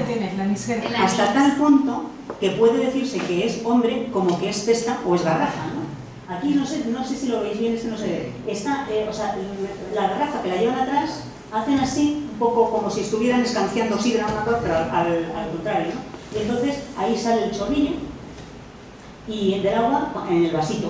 Entonces luego lo da de beber a este señor o a quien sea luego lo limpiarían, no sé cómo lo limpiarían. Bueno, sobre el hecho de limpiar es una cosa muy curiosa porque el propio Ángel Ganivet dice, es que no recuerdo el libro, pero yo creo que es en Granada la Bella, y dice la forma que tienen en Granada de limpiar los aljibes muy estrechos, que claro es una zona donde hay mucho aljibe, y esos cántaros o esas garrafas de agua. Y es metiendo galápagos pequeñitos para que se coman todas las impurezas. Sí, el verdín. Exactamente, el verdín. Sí, o sea que, bueno, es curioso. Bueno, vamos al lenguaje simbólico y escrito. Cosas curiosas que he encontrado en los viajeros, sobre todo viajeros románticos. Dicen, en el manual de urbanidad hay una cosa muy práctica. Es muy conveniente que la manera de llamar a la puerta dé alguna idea de la visita que se anuncia. Daros cuenta que entonces había aldabas, no había timbre. Entonces una aldaba, plum, plum, plum. Así que siempre que se haya que llamarse con golpes, la persona de confianza dará 3 golpes. Y 4, la persona de poca confianza y las de etiqueta. Y esto es muy práctico, porque tú imagínate que estás ahí con tu batita en casa y llaman a la puerta. Si llaman 3 veces, sabes que es de la familia. Esto se ha perdido, ¿eh? Claro, es que esto, yo no entiendo por qué esto se ha perdido. Bueno, en mi casa teníamos entonces la mirilla antigua y teníamos una forma de llamar especial, ¿no? Nosotros dábamos pum, pum, pum, pum, y luego hacíamos en la... y sabíamos que éramos nosotros. Ya podemos tener un código, ¿no? Claro, pero fíjate, es que en los manuales ya te decían y te aconsejaban un código especial y esto se ha perdido, esto es una pena. Es verdad, se ha perdido. Una cosa sí es una primera cosa. Sí. Luego, otra cosa también muy curiosa. Dice, en Viaje por España, Charles Avilliers, que también tiene un libro muy curioso, dice, las casas de pupilos eran como los hostales, más o menos de ahora, ¿no? Que también se llama casa de huéspedes, se anuncia a los viandantes por un pequeño cuadrado de papel blanco, no mayor que la mano, sujeto con una cuerda a uno de los extremos de la ventana o del balcón. Hay pocas casas que no tengan balcón en España, dice. Cuando el papel se coloca en el centro, significa sencillamente que hay un piso que se alquila. ¿Por qué hacían esto? Pues porque la mayoría de la gente no sabía leer, ni sabían escribir. Y entonces no iban a poner un letrero se alquila como ahora. Ponían simplemente un letrero en blanco y ya se sabía que esa casa se alquilaba. Un método bien práctico también. Luego, las visitas. Las visitas también estaban normalizadas y en los manuales te dicen no tienes que ir a estas horas, cuando vas, por ejemplo, cuando hay un periodo de luto tienes que ir solo una vez, o sea, te van dando una serie de recomendaciones. Cada familia dedicaba un día a recibir y decían así, es que hoy recibo, o recibo los martes, decían. Para ser recibido había que entregar una tarjeta de visita. Sí. Y estas tarjetas de visitas, sobre todo entre la gente burguesa, la gente que tenía dinero, se pusieron tan de moda que la utilizaban y ya de paso, aparte de imprimirlas, ponían una foto o algo para poder coleccionar. Y entonces esta de aquí es la duquesa de Alba, esta es del Museo de Lázaro Galdiano, y esta es una tarjeta de visita y encima te daban una foto y tú les coleccionabas, bueno, pues también como los cromos, ¿no? O sea, bueno, muy útil. Bueno, en el siglo XIX nos parece que son muy antiguos, pero realmente son muy modernos. Estamos viendo que casi hacemos cosas como en el siglo XIX, ¿no? Pues mira, por ejemplo, los baños de mar en la playa de la Concha. Estos de la Ilustración española ya se hablaba de los primeros veraneos. Empezaron la familia real a ir a San Sebastián, a tomar el sol y demás. No estaba bien visto tomar el sol porque en el momento en que te ponías morenita o morenito, como que se relacionaba con la gente del pueblo. Entonces ellos tenían que ser muy blanquitos de piel. Se ponían poco. Pero bueno, ya empezaron a ver los beneficios que tenía el ir a la playa y demás. Y la gente ya poco a poco empezó a incorporarse. Y luego hay otra cosa muy curiosa. Hay un libro de Hans Christian Andersen, el autor de los cuentos infantiles, Gatito Feo y demás, que estuvo en España en 1862 y también contó una serie de anécdotas muy curiosas. Porque a pesar de que era danés, pasó un frío infernal aquí en Granada. Bueno, se puso malísimo porque decían que frío hacía en Granada en noviembre. En Málaga hay un monumento. Exactamente, en Málaga tengo una foto ahí con Hans Christian. Sí, efectivamente. Pues fue del viaje que hizo por Andalucía en 1862. Y decía una cosa muy curiosa, porque yo esto no lo había visto, no lo había leído. En las plazas donde solo se conservan los fundamentos de antiguos monumentos, habían erigido sobre estos grandes obeliscos de tablas y lienzo. Os he puesto aquí esta foto, cogida al azar, de un edificio que no sé cuál es, que si lo habéis visto, cuando un edificio está en construcción, lo están rehabilitando, para que no quede tan feo ver ahí que están en obras, ponen una tapia, o sea, ponen una lona, una valla. Algunas veces haciendo con el mismo dibujo de la propia fachada, así que era muy bonito. Y claro, esto no sé si lo empezarían a hacer en ese momento o ya era costumbre, pero en 1862 Hans Christian Andersen llega a Granada y coincide con el viaje de la reina Isabel II, que está haciendo un viaje por Andalucía. Y entonces, claro, tienen que embellecer las ciudades, no pueden... Granada, como es una ciudad que siempre está en construcción, hace como Madrid, pues entonces lo que interesaba es poner muy bonita la ciudad. Todos los edificios que estaban en construcción o rehabilitándose les pusieron la lona. Y yo cuando leí esto digo, caramba, y parecía que éramos tan modernos en la actualidad, y ya lo hacían en el siglo XIX. Bueno, costumbres amorosas. A ver, aquí bueno, hay gente de mi generación, más o menos, y seguro que sabe lo que es. Pero la gente joven no sé yo si va a saber lo que es pelar la pava. Sí. No sé yo si todo el mundo aquí en la sala va a saber lo que es pelar la pava. ¿Lo sabes tú? No, me suena, pero no. Es que esto, exacto, es que esto lo dije también en Granada con estos chavales de la universidad que no eran de Granada, o sea, era un colegio mayor y había de muchas partes de España, uno de Murcia, uno de Barcelona, así que, y todos se quedaban mirándome, ¿y eso qué es? Y lo de pelar la pava no les había oído nunca. Bueno, lo de pelar la pava parece que viene de cuando las mujeres estaban en la puerta de casa pelando la papa, quitándole las plumas, y ella aprovechaba el noviete y se acercaba a hablar con ella. Y entonces claro, decía, voy a pelar la pava, y así aprovechaba y venía el novio a hablar con ella, ¿no? Y de ahí se quedó la historia. Este grabado de Doré habla de la serenata, realmente es lo mismo. En las casas, pues como las mujeres, que eso lo dicen los manuales, no sé si, aquí lo mismo lo pongo. En ninguna hora es decente ni bien visto que una mujer aparezca habitualmente en la ventana solas con un hombre, sobre todo si ambos son jóvenes, sean cuales fueren las relaciones que entre ellos medien, a menos que sean las de padres e hijos, hermanos o esposos. Es altamente impropio que los esposos, esto ya, bueno, se hagan en sociedad demostraciones de preferencia o de ternura, que hablen a solas detenidamente o que aparezcan siempre el uno junto al otro, ya sea que se encuentren en su casa o fuera de ella. Cuando un caballero conduce a una señora, esta lleva el lado de la acera, o sea, tiene que ir al lado de la acera. Eso, bueno, es pura lógica. Y te mandaban la carabina. Bueno, lo de la carabina también. Entonces, si Sí, quieres proteger, vas por la calle con alguien... Si no sabéis mucho lo que es la carabina, era que te mandaban a una hermanilla pequeña. Exactamente, bueno, es que hay tantos sinónimos para eso. Si conduce dos mujeres, se coloca en el centro, tomando la cena la más caracterizada. Si conduce una señora y dos señoritas, da el brazo a la señora y las señoritas van por delante. Y si conduce a una señora y tres señoritas, es claro, ponen una suposición, y si son cuatro y si son cinco, bueno, y si son tres señoritas, da el brazo a la señorita de más edad del otro brazo y las otras van delante. O sea, bueno, qué estrés, ¿no? O sea, encuentras a gente y no sabes qué. Pero fijaos, es que es otro mundo, ¿no? Lo de la ventana está mal visto, si quiera un hombre o una mujer por la ventana. Pero eso sería la libertad, ¿no?, que tenemos. Pero yo, por ejemplo, salía con mi marido y siempre decía a mi madre, que no te vean las vecinas, ¿eh? Tú te despides antes de llegar a casa. Y yo decía, joder, pero si, a ver, o sea, y no hace tanto tiempo.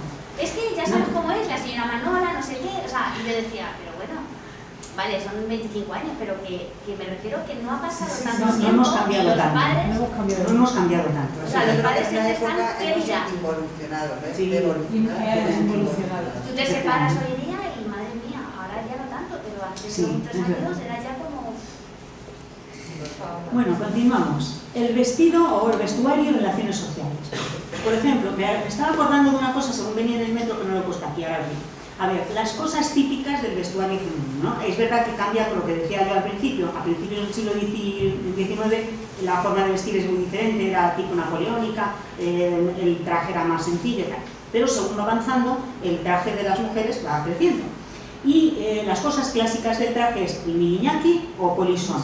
El miriñaki es este de aquí, bueno, lo tengo ahí marcado, que es esa estructura que iba debajo de la falda, puesta de aquí, que hemos visto antes.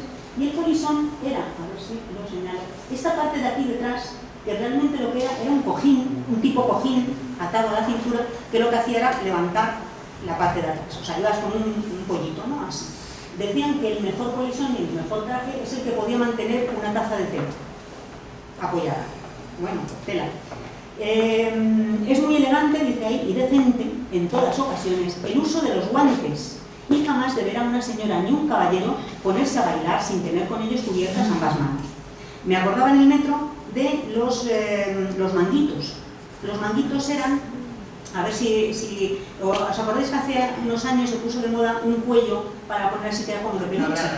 Bueno, exactamente, un tipo bravo, efectivamente. Entonces, eso se metía así por las manos y entonces calentito, ¿no? O sea, pues ese era el manguito que solían llevar las mujeres. O sea, como si hicieras esto. Sí.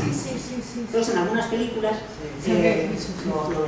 En La Edad de la Inocencia, por ejemplo, una película que me encanta, ahí se ve mucho ese tipo. Bueno, el corsé estaba hecho de hueso de ballena. Yo recuerdo a mi madre toda la vida decir, es que él, además como se llevaban todas las mujeres, los corsés, bueno, más que corsés eran sujetadores de cuerpo, ¿no? Y decía, es que se me ha estallado una ballena. Me decía, eso de la ballena, ¿qué es eso, no? A mí me sonaba raro eso de la ballena. Y es que está hecho con hueso de ballena para que queden más... así las pobres no podían respirar. El manguito se llevó. Exactamente, el manguito se llevó, que les ajustaban bien, era la moda, ¿no? Aquí abajo, en Insolación, en la novela de Pardo Bazán, dice: Asís, una persona, avanzaba protegida por su antucá, pero bañada y anegada por el sol. El antucá, creo que es en masculino, es esa sombrilla, que es para el sol, que eso se ha perdido, por ejemplo, y eso sí que me parece una cosa práctica, porque aquí con el caldazo que hace en verano, pues podríamos ir con... Hombre, es un poco incómodo porque lo tienes que llevar, pero mira, evitaríamos mucho cáncer. Hay que llevar el paraguas. Exactamente, ahora... El paraguas, con mucho sol, ¿verdad? Luego los hombres, aunque la ropa era, bueno, pues, la vemos como más normal, ¿no? El chaleco, las boquillas para cigarros, binoculares para la ópera, pitillera, caja de rapé, era lo habitual, digamos, para el uso diario de los hombres. Los y bastones, la petaca. Sombreros, claro, y las corbatas. Bueno, según el manual El hombre fino de Mariano de Rementería y Fica, de 1832, había 22 maneras de hacerse el nudo de la corbata. Bueno. Cada uno era para una ocasión diferente. Un nudo para el baile, otro para el teatro, otro para la caza. Bueno, eso sería un lío, ¿no? Porque imaginaros levantarse por la mañana y decir, ¿qué nudo me hago hoy? ¿El número 18? Bueno, pero esto también es curioso y a ver qué cara ponéis. Lo mismo pasaba con los guantes. Los guantes mejores eran los de piel de cerdo. Sí. No lo había oído nunca, pero en estos manuales se aprenden muchas cosas. Imagínate. No lo sé, supongo que sea más flexible o... no lo sé. Pero eso nunca se ha escuchado. No, yo no lo he oído nunca. Es que en los manuales estos de... Lo mismo esos manuales, a ver, no se hacía todo... No eran tan prácticos, me refiero, que lo mismo eran orientativos y nunca se puso en práctica alguna cosa. Pero es muy curioso las cosas que dicen. Es que es algo que no lees nunca ni en los libros de texto ni en los libros de historia. O sea, son cosas tan sumamente íntimas, ¿no? que se han perdido. Bueno, la higiene personal, lo que hablábamos antes. En 1829 ya se recomendaba la limpieza de los dientes. Para blanquear los dientes lo mejor era la aguatilla con unas gotas aguardiente de gallas o agua de colonia. También había dentífricos de polvo de quinina y carbón mezclado con un poco de clemor de tártaro, que era un corrector de acidez, unido todo con miel para crear una pasta aplicable con un cepillito o con el dedo. Se recomendaba darse crema por todo el cuerpo, incluso a los hombres. Bueno, estos eran muy avanzados. Para que la mujer tuviera la piel blanca, además de aconsejarse no tomar el sol, bebían vinagre. Mi abuela bebía vinagre, pero era totalmente inútil. La idea era que si bebías mucho vinagre, al final los glóbulos blancos eran mucho, vamos, te entraba imaginaros, ¿no? Eso es malísimo. Claro. Una cirrosis de caballo. Y claro, eras muy blanquita porque estabas... mucho vinagre. ¡Madre mía! Sí. Yo sí he oído que cuando te quemabas te ponían paños de vinagre. Eso sí. Cuando ibas a la playa y te quemaba la piel, paños de vinagre mojado. Y otra cosa es beberte vinagre. Para limpiar, claro. Pero bueno, en aquella época no se... Elena, ¿tú no te has puesto nunca paños de vinagre? Bueno, no me he puesto, pero lo veo una cosa normal. Porque puede tener propiedades en la piel, pero Sí, sí, no, es que por me lo visto para la piel es muy bueno. Otra cosa. Pero- ¿Qué pasa con el vinagre en la ensalada y no hay quien se la coma? Claro, yo cuando te pasa con el vinagre ya parece que ya está... Madre mía, esto ya... Bueno, entramos ya en el tema pues de el concepto del honor. Bueno, esto es, para un Bueno. español es muy conocido pues, porque somos muy... Exactamente. Entonces el duelo Los estuvo restos. muy presente en la sociedad del siglo XIX. Ya era regenta. A ver, exactamente. Mira, exacto, Mariano José de Larra, la regenta, estuvo buscando el texto de la regenta, pero dice, bueno, vamos a poner a Larra. El duelo, en medio de la duración del mundo, es una invención de ayer. Cerca de 6.000 años se ha tardado en comprender que cuando uno se porta mal con el otro, le queda siempre un medio de enmendar el daño que le ha hecho y este medio es matarle. El hombre es lento en todos sus adelantos y si bien camina indudablemente hacia la verdad, suele tardar en encontrar. Bueno, es la ironía de... Quien escribió esto no era cristiano, ¿no? ¿Es que? Quien escribió esto no era cristiano. No, claro. Bueno, siempre hemos sido muy hipócritas, éramos muy cristianos para lo que queríamos. Como ahora. Exactamente, como ahora. Entonces, el duelo también tenía sus normas, había sus manuales y demás, ¿no? Entonces, el honor solo lo tiene, lógicamente, la clase alta. La clase baja, hombre, lo mismo se pegaban, yo qué sé, pero realmente el duelo era solamente cosa de la gente de honor, que era la gente rica, la gente... Tenían que llevar su padrino. Exactamente. Entonces, había que llevar padrino y había que tener en cuenta qué lo provocaba, los distintos grados de ofensa, no ofendía igual una cosa que otra, cómo se batían, a espada, con pistola, los padrinos, o sea, los padrinos que tenían, y el ritual, quién se pone delante del sol, quién se pone detrás del sol, porque eso tal, y la compensación, es decir, si era a primera sangre o a muerte. Entonces, bueno, esas cosas. Somos herederos del siglo XIX, ya estamos, bueno, ya está terminando y voy deprisa. El siglo XIX es el siglo de la burguesía, de los avances científicos, de la modernidad, de la moda, de aceptar las influencias extranjeras, las inglesas y francesas sobre todo, y algunas de nuestras costumbres actuales se modificaron en el siglo XIX, aparecieron en el siglo XIX. Esta es muy curiosa.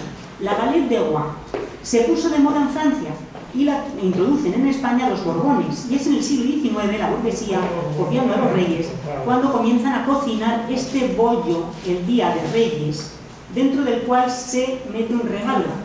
La gente humilde mete el haba.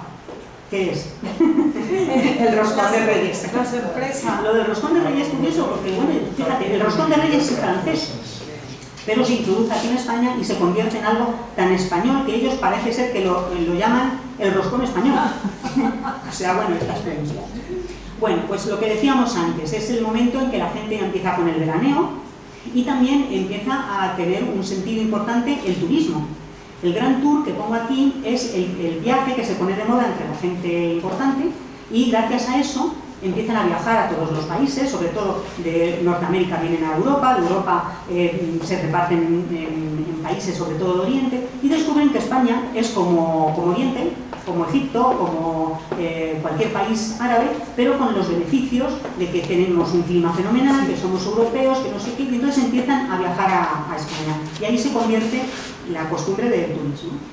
Es el siglo de los tópicos, lo que decíamos antes, empiezan a escribir cosas sobre cómo somos por regiones, ¿no? Los aragoneses son tal, los catalanes son cual, los madrileños no sé qué, entonces empieza el tópico de cómo somos realmente los españoles, que no es tan, no es tan lejano de cómo realmente somos, porque si te pones a pensar, pero bueno, los tópicos. Pero las etiquetas no las hemos puesto en nuestro país. Y claro. Los de fuera no las hemos puesto en nuestro país. Sí, pero también vino un poco porque los de fuera nos fueron orientando y entonces nos empezamos a dar cuenta de las cosas que pasaban en España. Es un poco esta pescadilla. Claro, exactamente. El matrimonio, pues también, decía una cosa en Fortunata y Jacinta, decía don Baldomero, nos casaron como se casan los gatos. En aquella época ya se empieza un poco a abrir esa sociedad, ya no todo el mundo se casa por interés, sino que bueno, empieza a haber otro tipo de consideración. Bueno, esto ya es en fin, esto va a ser un poco la muerte. La muerte está muy presente en el siglo XIX, es lógico. Antes hablábamos de que los niños tenían una gran mortalidad, pero claro, moría mucha gente. Daros cuenta también que cuando la gente moría en una familia, no tienes muchas veces recuerdos de esa persona, entonces empieza a haber un movimiento en la familia como de querer tener recuerdo de esa persona fallecida.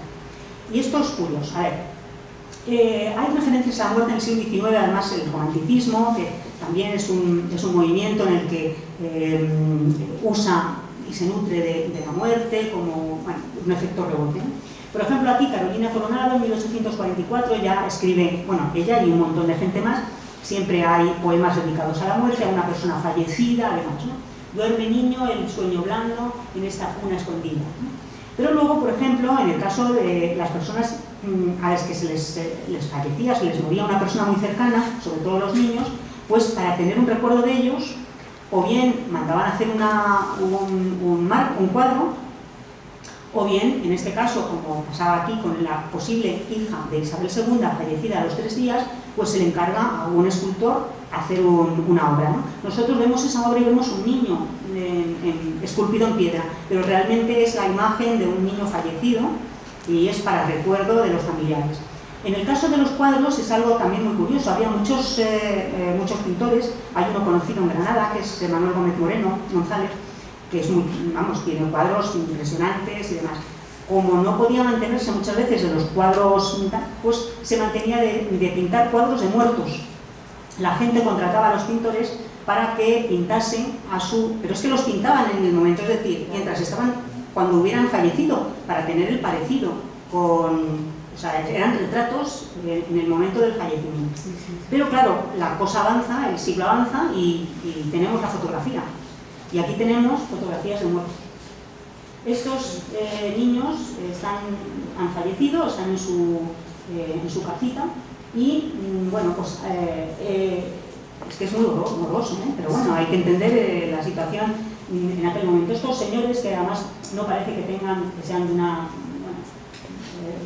serán humildes, y lo mismo, pues tenían unos ahorrillos y lo emplearon en la fotografía para tener un recuerdo de sus hijos.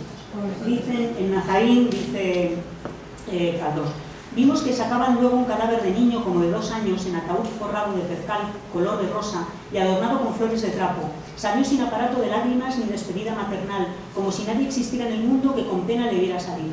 El hombre que le llevaba echó también su trinquis en la puerta, y solo las gitanas tuvieron una palabra de lástima para aquel ser que tan deprisa pasaba por nuestro mundo. Bueno, pues ahora lo que viene después es todavía peor. Llegaba hasta tal punto el negocio del tema de fotografiar a los muertos que existían las fotografías post-mortem de personas fallecidas, como este caso. Os lo he puesto pequeñito porque da un poco de repelús ponerlo grande. Este es un señor que está fallecido, o sea, que está muerto. Pero claro, como no puede mantenerse en pie, inventan estos artilugios para tenerlos como si estuvieran vivos en la foto. Esto no sé si en España, estos son fotos de fuera, no sé si estos son americanas o inglesas, no lo sé. Pero hay un mundo sobre la muerte en el siglo XIX que esto es para investigar, es tremendo. De hecho, en España lo que era muy común era el hacer las máscaras funerarias con yeso, los escritores casi todos las tienen, estas de Zorrilla, Galdós también tenía la suya. Gaudí en Barcelona también. Exactamente. Y además, para nosotros es muy curioso verlos porque nosotros siempre hemos visto a estos los literatos, la gente, muchas veces por cuadros o por fotografías, y no te imaginas cómo son en volumen. Por ejemplo, la nariz que tenía Galdós era y no lo parecía en las fotos. Entonces, bueno, y la nariz de este también era por aquí. Entonces, es increíble, ¿no? También las manos, también hacen moldes de las manos. Bueno, alrededor de eso hay mucho. Y el luto, a ver, dice el manual: cuando en nuestra casa ocurre un accidente desgraciado, tal como la muerte, no abramos nuestras ventanas ni salgamos a la calle en algunos días. El número de estos días nos lo indicará siempre nuestro estado de dolor y la importancia del accidente o de las personas que hemos perdido. Pero tengamos por regla que en los casos de muerte estas privaciones no podrán nunca durar por menos de 8 días. También nosotros nos acordamos todos aquí, seguramente, de gente que ha pasado luto, nuestras madres, nuestras abuelas. Luto 3 años. 3 años, luego se pedía el alivio luto, cuando ya ha pasado un tiempo. O sea, bueno, esto era tremendo, ¿no? Y te recomendaban incluso que las piezas de recibo de nuestra casa, como he señalado ahí, es decir, la zona de recibir a la gente que también se enlutara, también se pusiera negra, en algunas casas muy estrictas hasta se tapaban los espejos, ¿no? Y antes hasta los sobres de eso, llevaban un ribete negro. Mira, esto también es de Fortunata y Jacinta. Dice Nicanora: cállate tú y no disparates. Yo soy lutera, vamos a decir pinto papel de luto. O sea, no es lutera que seguidora de Martín Lutero, sino que es lutera porque convierte en los papeles en luto, ¿no? Cuando no tengo otro trabajo, me traigo a casa unas cuantas resmas y las enluto mismamente como las señoras ven. El almacenista paga £1 por resma. Yo pongo el tinte y trabajando todo el día me quedan 6 o 7 reales. Pero los tiempos están malos y hay poco papel que teñir. Todas las luteras están paradas, señora, porque naturalmente o se muere poca gente o no les echan papeletas. Y estos recordatorios, estos siempre, yo creo que lo hemos visto, ¿no? Claro, exactamente, las plañideras. Por ejemplo, esto también es curioso, las niñas y los niños, pero generalmente las niñas, claro, también se ponían de luto.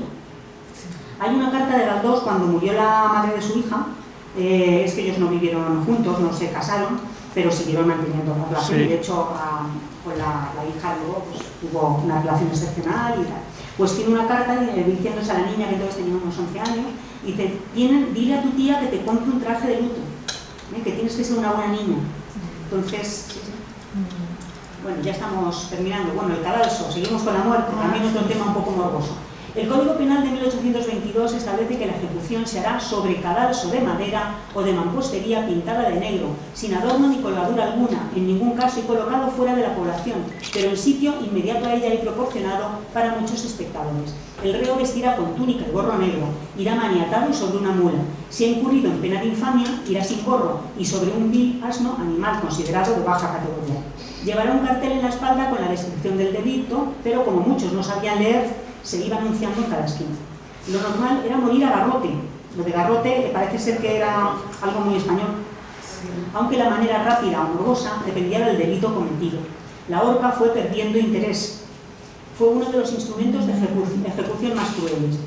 George Barrow, que le llamábamos aquí en España Jorgito el Inglés, que escribió la Biblia en España, dice: en invierno no se dan corridas de toros, que si no lo llevaría usted a una, le dicen a él. Por suerte, mañana hay una ejecución que no se olvidará en mucho tiempo. Bueno, las ejecuciones era una actividad, muy divertida. Los reos eran 2 jóvenes, 2 hermanos, culpables de haber escalado de noche la casa de un anciano y de asesinarlo cruelmente para robarle.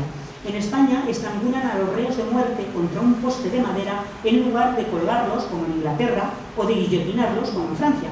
Para ello les sientan en una especie de banco con un palo detrás, al que se fija un collar de hierro provisto de un tornillo.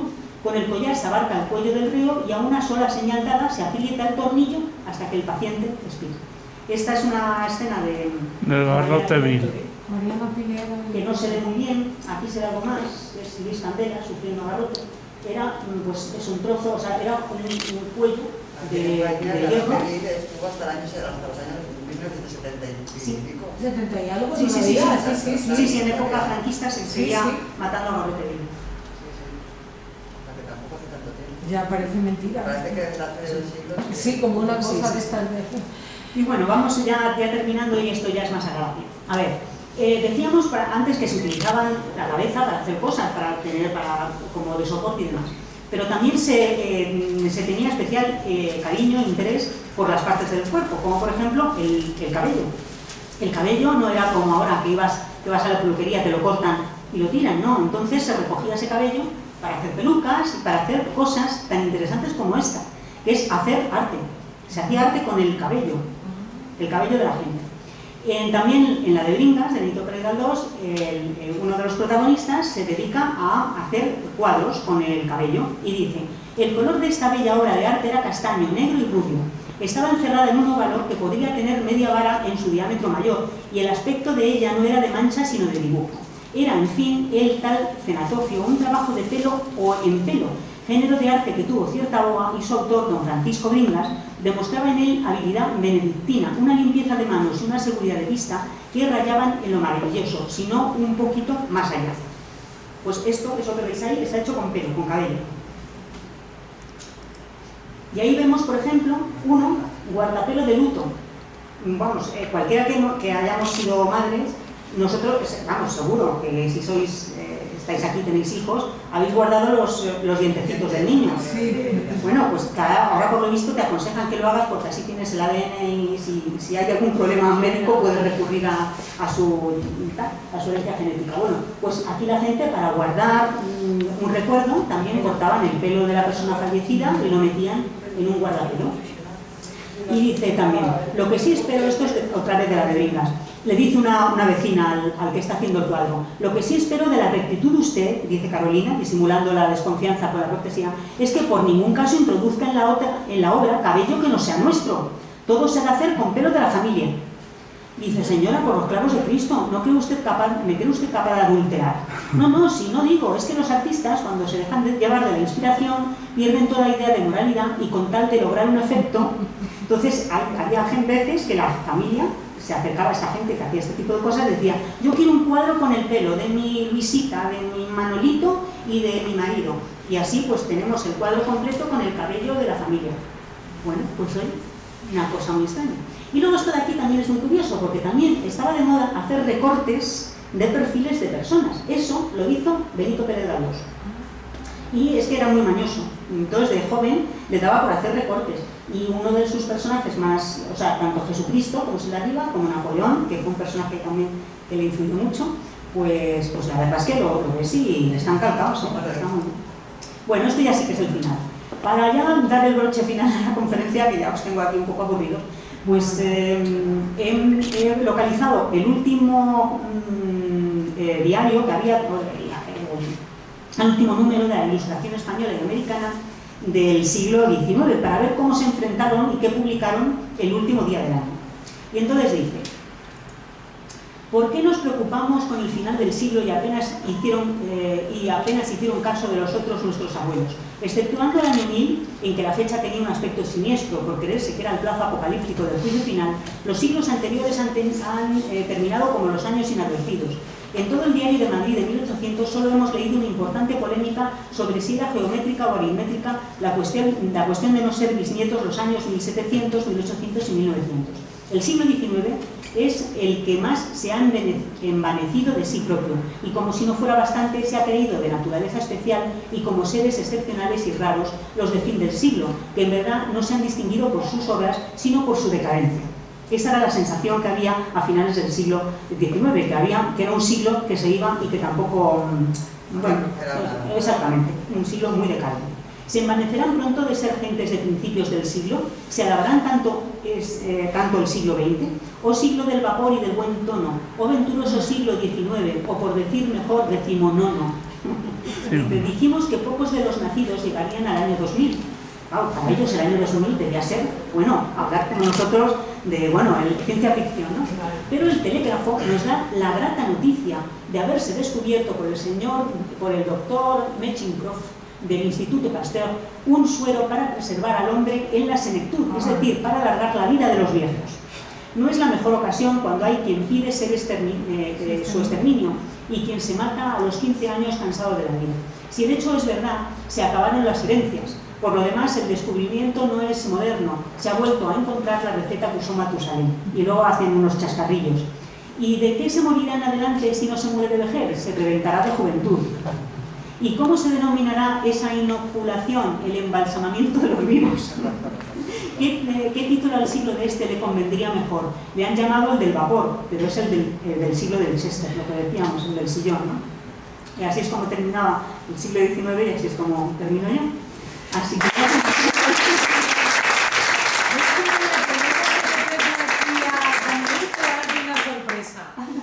Vamos a ver qué te parece. Y perdón por haberme alargado tanto, pero bueno. No, nos ha encantado, seguiríamos escuchándote. A ver si ven bien. Muy bien. La receta. Ana corrió con mucho cuidado en las colgaduras granates, como si alguien pudiera verla desde el tocador. Dejó caer con negligencia su bata azul con encajes crema y apareció blanca toda, como se la figuraba don Saturnino poco antes de dormirse, pero mucho más hermosa que Bermúdez podría representársela. Después de amontonar todas las prendas que no habían de acompañarla en el lecho, quedó sobre la piel de tigre, hundiendo los pies desnudos, pequeños y rollizos, en la espesura de las manchas pardas. Un brazo desnudo se apoyaba en la cabeza, algo inclinado, y el otro pendía a lo largo del cuerpo, siguiendo la curva graciosa de la robusta cadera. Parecía una impúdica modelo olvidada de sí misma en una postura académica impuesta por el artista. Jamás el arcipreste ni confesor alguno habría prohibido a la regenta esa voluptuosidad de distinguir a solas los entumecidos miembros y sentir el contacto del aire fresco por todo el cuerpo a la hora de acostarse. Nunca habría creído ella que tal abandono fuera materia de confesión. Abrió el lecho. Sin mover los pies, dejóse caer de bruces sobre aquella blandura suave con los pies tendidos. Apoyada la mejilla en la sábana y tenía los ojos muy abiertos. La deleitaba aquel placer del tacto que corría desde la cintura a las sienes. Muy bien.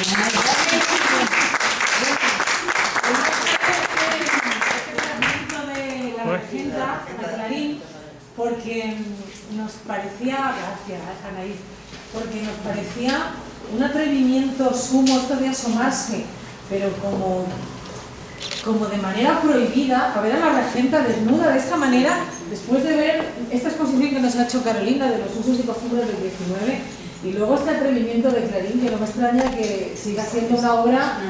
Entonces queríamos comentarlo contigo también, que la tenemos aquí desnuda y cómo todos, con esa doble moral de cara a la galería, y después cómo se la imaginaban, que se la imaginaban todos desnudas, ¿no? Y fijaos toda la moral que tenemos alrededor y cómo nos asomamos aquí al cuarto de la regenta con la voluptuosidad, que deja caer la bata, que se tira así en la cama, como... ¿Y cómo lo describe? ¿Cómo lo describe, no? Entonces, bueno, pues nos gustaba compartirlo con vosotros. ¿Y qué opinabas, Carolina, de este momento de asomarnos a la alcoba? ¿Hay algún momento, no, especial así? Clarín, desde luego, es que hay mucha intimidad en la regenta. Es que como en todos los libros del 19, en todos en general, el 19 hay mucho de la historia menuda, ¿no? Esto es lo bonito de ver cómo se comportaban, de lo que quiere transmitir el escritor. Y bueno, te podrías pasar una vida estudiando la regenta. La verdad es que son personajes. Sí, aparte de todo. Yo digo que antes de la televisión estaba el teatro, ¿me acordáis? Porque de teatro y en la época de la 70, bueno, a mí me gustaba, porque era muy pequeña, pero no, pero el teatro. Y la serie que hicieron, que era esta Aitana Sánchez, que está muy bien también. Bueno, yo sí.